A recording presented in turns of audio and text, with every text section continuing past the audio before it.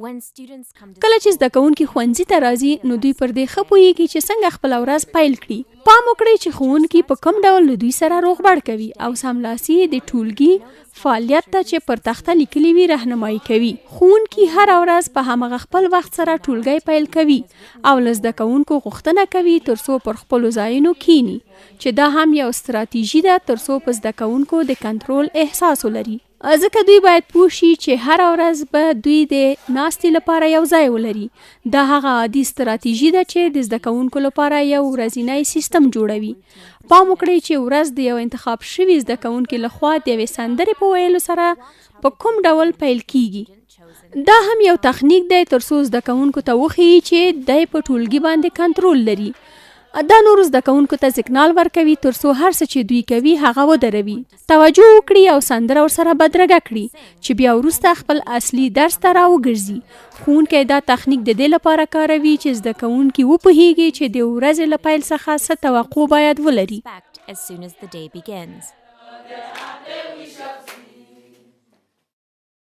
ښوونکی به په سهار کې زده کوونکو ته مهال ویش بیان کړي او بیا وروسته به یو زده کوونکي غوښتنه وکړي چې د تختې مخې ته راشي او هغه ولولي ترڅو ټول زده کوونکي پوه شي چې باید قدم په قدم کارونه د ورځ په جریان کې وکړي.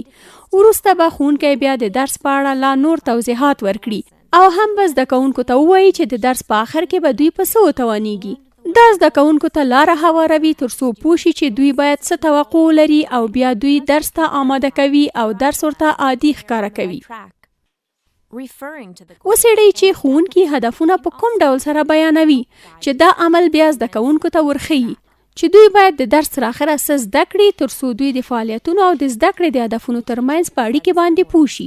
دا د زده کوونکو سره مرسته کوي ترڅو په خپله زده کړه باندې کنټرول ولري، ځکه د درس په جریان کې هم دوی معلومولی شي چې آیا دوی په سمه لاره روان دي که نه.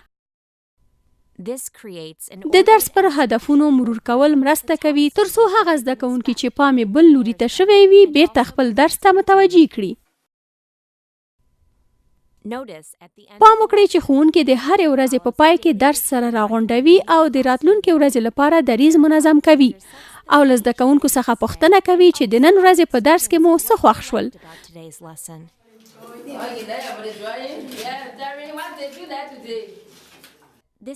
د ښوونکي دا غوښتنه زده کوونکو ته د ثبات احساس ورکوي او دوی له ځان سره یو اټکل کوي چې په راتلونکي کې به کوم صنفي فعالیتونه ترسره کړي.